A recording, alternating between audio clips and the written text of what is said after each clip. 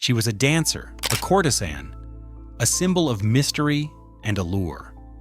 But behind the veils of silk and seduction was a woman caught between empires, a woman accused of betraying nations and executed as a spy.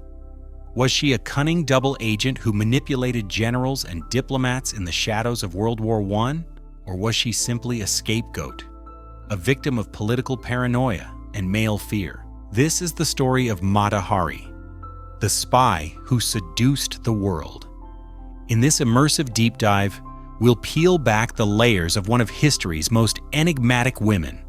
From her tragic childhood in the Netherlands to her rise as a Parisian icon, and finally to the trial that sealed her fate, we'll uncover the truth and myth of a woman who used sensuality as her weapon and paid the ultimate price. If you're fascinated by espionage, forgotten figures, and the dangerous allure of the femme fatale, then you're in the right place. Don't forget to like, comment, and subscribe to join us on more journeys into the shadows of history. Now, let's unravel the legend of Mata Hari, the making of a legend. Margaretha Geertruida Zelle was born on August 7, 1876, in Leeuwarden, Netherlands. Her early life was filled with both privilege and sorrow. Her father was a successful hat merchant who spoiled her lavishly, calling her his little lady. But that fairy tale came to an abrupt end when his business collapsed. The family was torn apart, and her mother died shortly after. Disillusioned and desperate for escape, Margaretha made a fateful decision. At just 18, she answered a newspaper ad from a Dutch colonial army captain seeking a wife. Within months, she married Rudolf MacLeod, 20 years her senior, and sailed with him to the Dutch East Indies, modern-day Indonesia. What she encountered was no tropical paradise. The marriage was brutal. Rudolf was violent, a drunk, and unfaithful. The couple lost their son, allegedly poisoned by a disgruntled servant, and Margaretha spiraled into despair. But during this tumultuous time, something changed. She immersed herself in the local culture, absorbing its art, mythology, and sensuality. She adopted a new persona inspired by Javanese dance and mysticism. The seeds of Mata Hari, Eye of the Day in Malay, had been planted. By 1902, she left Rudolf and returned to Europe, not as Margaretha, the disgraced housewife, but as Mata Hari, a woman reborn. The Parisian enchantress. Paris in the early 1900s was a city of dreams, a vibrant playground for the rich, famous, and decadent. It was here that Mata Hari emerged as a sensation. Clad in jewels and silks, with eyes outlined in kohl and movements that captivated audiences, Mata Hari danced like no other. She claimed to be a Hindu temple dancer trained in the East, her performances supposedly spiritual rituals. But they were more provocative than pious. What set her apart was her mystery. No one really knew where she came from, and she spun exotic tales that blurred the line between fact and fiction. Was she a princess? A priestess? An adventurer? It didn't matter. She became the darling of the elite. Artists, bankers, generals, all drawn into her orbit. And behind the veils, she cultivated a network of powerful lovers.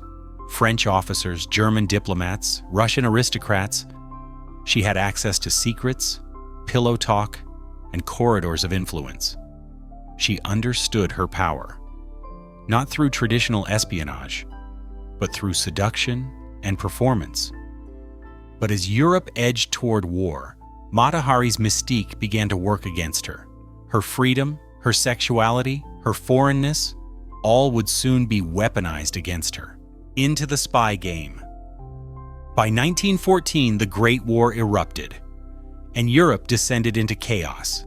National borders hardened, loyalty became a weapon, and Mata Hari, with her pan-European connections and jet-setting lifestyle, suddenly found herself under suspicion. She claimed to be apolitical, a performer, not a spy, but her relationships told a different story. In 1916, the French intelligence service approached her. They offered her money, lots of it, in exchange for spying on the German crown prince. Desperate to fund her lifestyle and reunite with her wounded Russian lover, Captain Vadim Maslov, Mata Hari agreed. What happened next remains murky. She traveled to neutral Spain, where she met with German officers. French agents later intercepted German telegrams referencing a spy codenamed H-21, believed to be Mata Hari. But was she really working for the Germans? Or were they using her to feed the French misinformation? Was she a double agent? Or was she simply playing a dangerous game she didn't understand? What's clear is that the war left little room for ambiguity. The French, frustrated by battlefield losses and eager for a scapegoat, turned on her. In February 1917, Mata Hari was arrested in Paris. The trial and the myth. Mata Hari's trial was less about justice and more about symbolism. Held in secret, devoid of hard evidence, it painted her as the ultimate femme fatale, a woman whose very presence undermined the war effort. The prosecution claimed she had passed secrets to the Germans, causing the deaths of tens of thousands of soldiers. But they presented no concrete proof, no documents, no intercepted codes, only suspicion, innuendo, and her own admissions of accepting money from both sides. She defended herself with confidence and poise. A courtesan? Yes, she said. But a spy? Never. But it didn't matter. The court had already made up its mind. Why? Because Mata Hari had become too dangerous.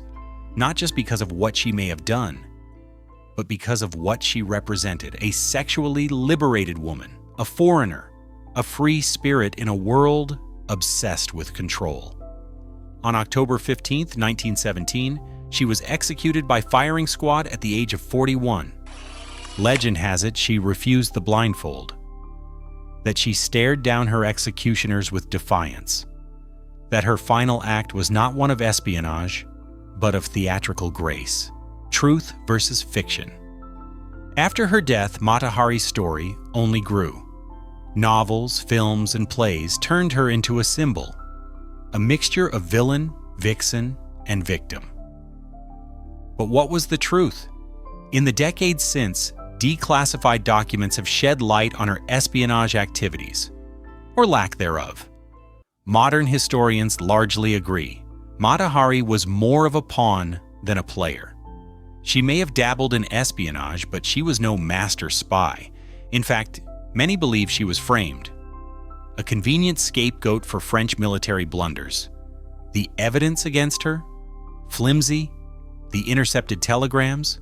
Likely German disinformation? The secrets she supposedly passed? Probably useless or already known. So why was she executed? Because stories are powerful, and in wartime, stories kill. The French military needed to show strength. They needed to say, "We caught the traitor." And Mata Hari, exotic, scandalous, foreign, fit the role perfectly. She was judged not for her actions, but for who she was. A woman who refused to play by the rules. A woman who used her body and mind to survive in a man's world. Mata Hari lived a life that defied convention and died a death shaped more by myth than fact. She reminds us how quickly the line between truth and legend can blur, especially in times of war. She wasn't the world's greatest spy. She may not have been a spy at all, but she became something far more potent, a cautionary tale about the danger of living too freely, about the weaponization of femininity, about how societies vilify what they can't control. Over a century later, Mata Hari still captivates us, not because of the secrets she may have shared, but because of the secrets she took to her grave. What was real? What was performance? Was she a traitor?